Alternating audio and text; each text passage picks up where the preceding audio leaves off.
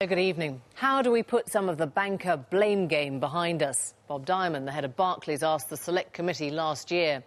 Tonight he may be eating his words after his bank was found guilty of lying over the course of 4 years about the interest rate it was having to pay to borrow money.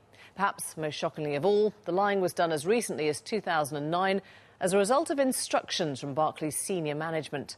Well, today Mr Diamond apologised and agreed to lose his bonus as calls came for him to lose his job. Tonight, Newsnight has learned the names of other banks under the spotlight for doing exactly the same thing. Here's Joe Lynam. Inside banks such as Barclays, there is the gambling side, called investment banking, and more mundane advisory and retail sides. Between them is supposedly a sacrosanct Chinese wall. But this rate-setting scandal appears to have destroyed the very edifice of that wall. And the repercussions could be huge. The interbank lending rates, which Barclays has conceded it tried to manipulate, are also used to set mortgage rates for millions of people around the world. The bank's traders reached across the corridor to their colleagues who set these rates and illegally persuaded them to push them up or down in the bank's favour. That has earned the dubious distinction of getting record fines on both sides of the Atlantic. The American watchdog, the CTFC, said that Barclays' top bosses, not just lowly traders, were also involved in the market manipulation. As a result of instructions from Barclays' senior management, the bank routinely made artificially low LIBOR submissions to protect Barclays' reputation from negative market and media perceptions concerning Barclays' financial condition.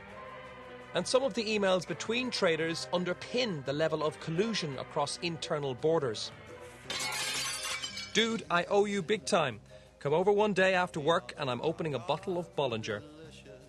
Always happy to help. For you, anything. At the heart of this scandal is LIBOR, or the London Interbank Offered Rate. This interest rate is agreed by a select number of key banks every day, and despite its very local name, it's a global benchmark for contracts worth hundreds of trillions of pounds. So even the smallest deviations can save or cost a bank billions. The fact that the banks have been manipulating LIBOR, the rate of interest on those loans, is outrageously shocking. The Barclays boss, Bob Diamond, said today that he'd forego his bonus for this year. He's been trying to draw a line under banker bashing for 2 years and even launched a new ethical side to his own industry last autumn. We have to build a better understanding of how businesses and banks work together to generate economic growth. Second, we have to accept responsibility for what has gone wrong. Finally, and most importantly, we have to use the lessons learned to become better and more effective citizens. And Bob Diamond's predecessor, John Varley, boss at the time of the collusion, is still at 12-1 to be the next Bank of England governor. And Mr Diamond's survival odds? If Bob Diamond had a shred of shame, he would resign. He hasn't. So if the Barclays board has an inch of backbone, they'll sack him. Utterly unacceptable that he could carry on after this and after Barclays' aggressive tax avoidance when they had to pay $500 million back to the Treasury in February. Enough is enough. Barclays would have paid a much bigger fine, but for the fact that of the banks being investigated, they were the first to formally put up their hands and claim leniency. Now, this suggests, of course, that this is just the tip of the iceberg, and there are plenty of banks, including some very big British banks, that are waiting anxiously for the wrath of the regulator or the opprobrium of the public. We know that other leading banks are involved in these investigations. So we know that Royal Bank of Scotland, UBS, Citigroup, Lloyds Banking Group, Deutsche Bank, the broker ICAP are all currently in the spotlight. And we could see more events like we had today.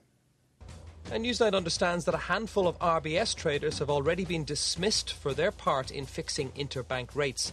The State Control Bank is cooperating fully with regulators both here and in the States. There's no doubt, though, that this latest scandal surrounding the banking fraternity will further damage an industry whose public reputation already ranks below car clampers and tax inspectors.